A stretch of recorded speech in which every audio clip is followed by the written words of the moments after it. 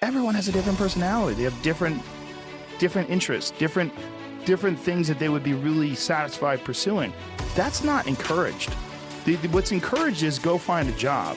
What's encouraged is go find some place that you can shove yourself into. Go find a square hole that you can stick your round peg and just jam it in there and shave down the top and the bottom so you slide in with all this extra space on the sides and feel like shit for the rest of your life because you need a job, because you're in debt, because you have credit cards, because you have student loans, because that's what everybody does. And so you do it too. That's what's wrong. What's wrong is that we don't give, it's like we let them figure it out on their own, and it fucking takes forever. It took forever for me. The only thing that I had going for me was that I was crazy, and that I'd been spending most of my high school years fighting, so that I was already so far outside of anybody that I was so weird.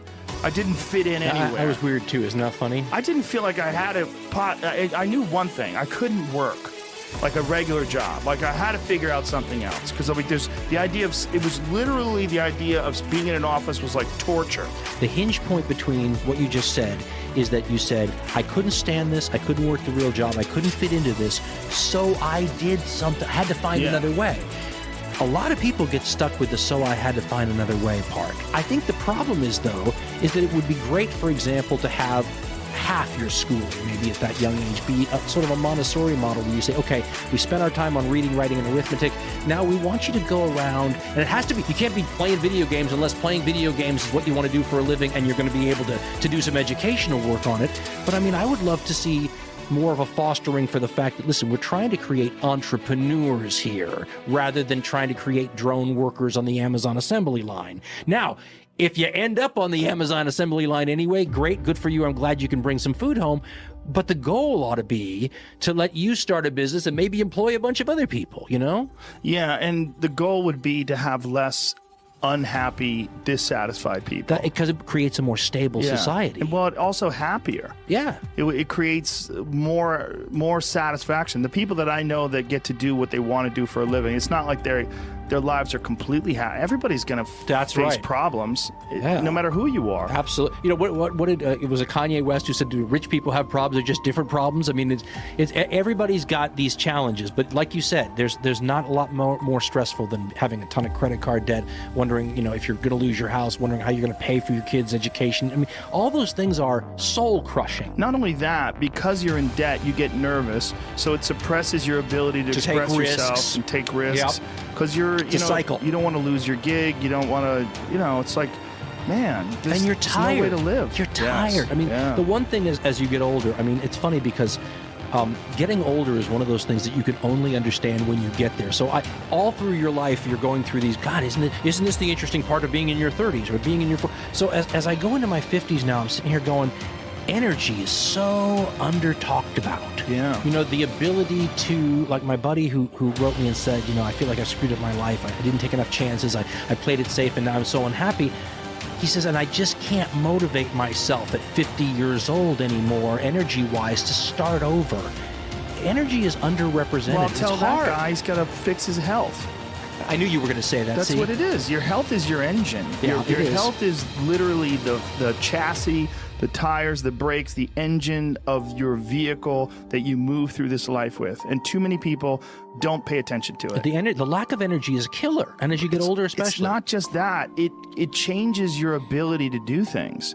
If you don't have energy, not only will you not have the energy to pursue things, but you won't be able to do them the same way. If you have energy and enthusiasm and say like you're healthy and you want to write a book, you're going to have thoughts that'll come into your mind that won't come into your mind if you're exhausted. Agreed. And that's fucking huge. That's huge for anything you're trying to pursue, whether we're talking about furniture making, whether we're talking about being an author, whatever it is. Let's talk about ideas for a minute, because I think that's another one. When we talk about small businesses or starting as an entrepreneur, I'm one of those people that is not sure that we don't have a finite number of ideas to each of us, and all of them are valuable enough, even if they don't appear to be on the surface, to write down. Yeah. Right? as a matter of fact, I went to a business meeting a couple years ago with one of these TV guys I was just talking about, and we go to this business meeting, and we're all on our phones and whatever, and he pulls out an old-fashioned journal that you write in, and he just starts writing. And I looked at that and I thought, in one sense, he looks like a dinosaur, but I went out and bought one. And now it's crazy how often, all I do is write ideas in it. And a lot of them I look back on now and I go, okay, that's still stupid. But other ones I look back on and go, God, I didn't know what this idea meant at the time, but 5 years later, this idea is really it. I guess what I'm saying is that if you wanted to take almost like a religious view of it, God only gives you so many, write down and cherish the ideas. But there is something to that. Folks, what really is going to make you unique sometimes is the way your brain works differently than anyone's brain who's ever existed on the planet. That's valuable right there. Write down what comes out of the brain. Because you capture those things. Yes, because capture if you don't them. capture them, they will slip away. And sometimes the idea isn't good until the second half arrives later, right? So idea number 1's in your book from 5 years ago. Idea number 2 that finally completes that idea arrives later. I mean, I had a friend who was so creative, and he said he gets the best ideas at night. So he just turns on the light at the side of the table, writes it down in the book, and by morning there's another idea down there. Yeah. And quantity has a quality all its own, and sometimes a book filled with interesting ideas out of your individual unique head will help you later on. So write them down. Yeah, you have There's no to. downside. I have an app on my phone where I can just, the Notes app. You ever use that? Sure, where sure. it has a little microphone. It's filled with I stuff. talk into that thing. I do too. And it dictates it really almost perfectly. So I'll have an idea and I'll just be driving down the road. I just press that button, I start talking into it, and then I put it down. I got it. I got that one. I captured it. Think about people who had one fantastic idea in their life and built their whole life on it. Yeah. And you never know which idea that's going to be. And you know what? I was an improv. Again, you know more about this than I do, but I was a theater major for my first 2 years of college, and we did improv comedy. And the guy who taught us improv in high school, really, he had a great line. He said, that part of your brain, like every part of your brain, is a muscle. And he said, the more you're thinking, okay, I got a show this Friday that I have to come up with something funny for, the better you get at it. Yeah. And you start looking, your brain starts looking at things and finding things. So you're almost like training it to help you now in this new endeavor. It's a very plastic sort of an approach, but it's the same thing with the ideas. One idea in your little book that you wrote down could make your life, your child. I mean, if you're Henry Ford, I mean, how many people did you employ for decades afterwards because of a good idea? I mean, our world is built on those things. And also, like, the idea of having these ideas and the enthusiasm that comes from it, like, it starts to escalate and you start to calculate, like, oh, and I need more, and I need this, and maybe that, and then the motivation and the momentum of these ideas can lead to enthusiasm. And you attract other people who can add. And I mean, this is what we said about, like, you start your website and you just do it. Because things, once you push the verb of living manages to create ripples in, get a little bit metaphysical here, but ripples in time in front of you that open up possibilities. And because someone may, if you only have one podcast listener, but that podcast listener is like, wow, that's great, and gets a hold of you, and your life goes off in another different direction. But you have to try. You have to try. Yeah, well, you don't have to. You can just drone on. But I would recommend not doing that. I would also suggest that you and I and everyone has an interest in not allowing people to drone on too much, because for the same reason I talked about we did a Common Sense show once called The Revenge of the Gangrenous Finger.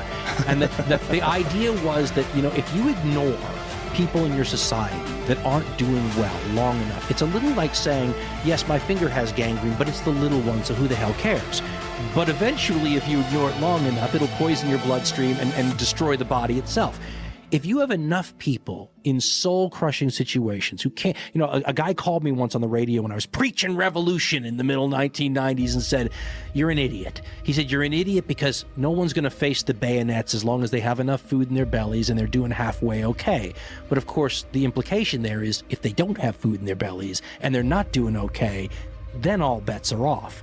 We all have a vested interest in seeing that more of our countrymen do better, because it's better for the society as a whole, creates a better world for your kids, happier. I mean, there's so many. And the one thing about our system, people talk about patriotism all the time. But to me, the real patriotism is saying we've created a system here. It works this way. It encourages people to go do these things. So if the system's designed and set up for that, you ought to give it a try. You ought to just see. Yeah. You know? And the suggestion that I always give to people is write down things that you want to try to accomplish. Just write them down. Well, a guy said to me, he said, write the way you want your obituary to appear now. Sit down, write your obituary. He says, because that'll show you how far off your goals you are. Well, here's a better one.